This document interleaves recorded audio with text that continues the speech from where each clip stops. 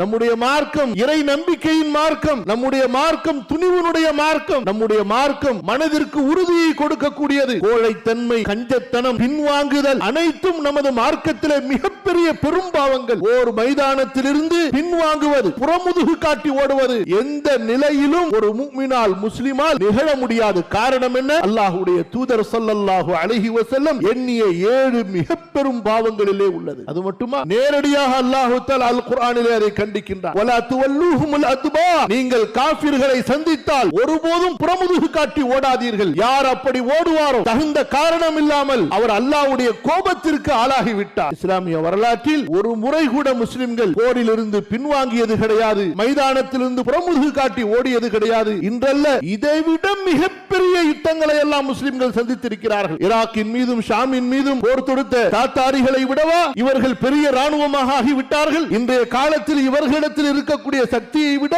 இதைவிட மிகப்பெரிய சக்தியும் ராணுவ எண்ணிக்கையும் கொண்ட தாத்தார் மக்களையே அல்லாஹ்வுடைய அருளால் தோற்கடித்தவர்கள், எதிர்த்து நின்றவர்கள். ஏதோ மேற்படும் அல்லாஹ் சோதிப்பான். ஏன் சோதிக்கிறான்? நம்மிடத்தில் இருக்கக்கூடிய அநியாயம், நம்மிடத்தில் இருக்கக்கூடிய குற்றங்கள் ஏன் எதிரிகளை அல்லாஹ் சாட்டுகிறான் என்றால் அதற்கு என்ன காரணம் என்பதை நாம் தேட வேண்டும்.